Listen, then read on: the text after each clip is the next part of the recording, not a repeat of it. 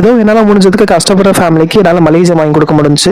என்ன சொல்ற நண்பர்களே, கன்சிஸ்டன்சி சேலஞ்ச் டே 42. மார்னிங் கொய்யாக்கா இலையில ஹெல்த்தியான டீ போட்டு குடிச்சா மொரட்டு கசப்பு நண்பர்களே, ஆயில வைக்க முடியல. இந்த நாள் கப்பு ஜிப்புன்னு ரெடி அடிச்சாச்சு. ஏடிஎம்ல அமௌண்ட் எடுக்கலாம் ஏடிஎம் கிளம்புனா அங்க யாருமே இல்ல, ஃப்ரீயா இருக்குன்னு சீக்கிரம் போய் எடுத்துலாம். ஏடிஎம்ல உள்ள போனா இருக்காங்கன்னு சொல்லிட்டாங்க.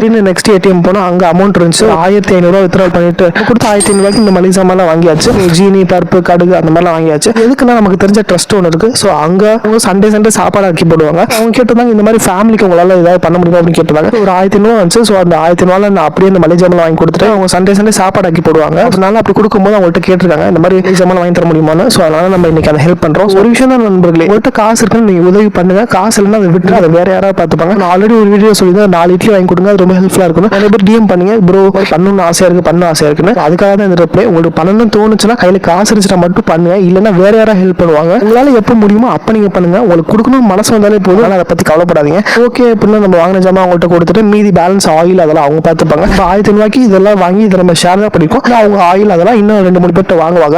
நம்மளால முடிஞ்ச அளவுக்கு ஒரு ஹெல்ப் பண்ணியாச்சு. நெக்ஸ்ட் நம்ம ஹெல்ப் பண்ணதுக்கு ஒரு கிட்கேட் கொடுத்தாங்க. அது மனசார வாங்கிட்டு நெக்ஸ்ட் ஈவினிங் போல போலி வாங்கலாம்னு கிளம்பியாச்சு. அப்புறம் நண்பர்கள் திண்டுக்கல் பஸ் ஸ்டாண்ட்ல ஒரு ஸ்பாட் போலி வாங்கினா இந்த கடை தான். நம்ம அண்ணன் கடை ஈனி தான் போடுவாங்க. ஸோ சின்ன வயசுல இருந்து சாப்பிட்டு இருக்கேன். உருளைக்கிழங்கு போலி, இனிப்பு போலி, தேங்காய் போலி எல்லாம் கிடைக்கும். இதெல்லாம் வாங்கிட்டு வீட்டுக்கு வந்து டேஸ்ட் பார்க்கும்போது சும்மா தரமா இருந்துச்சு. உருளைக்கிழங்கு போலி எல்லாம் சாப்பிட்டதுக்கு அப்புறம் நாக்கு நடனம் ஆட ஆரம்பிச்சிடும்.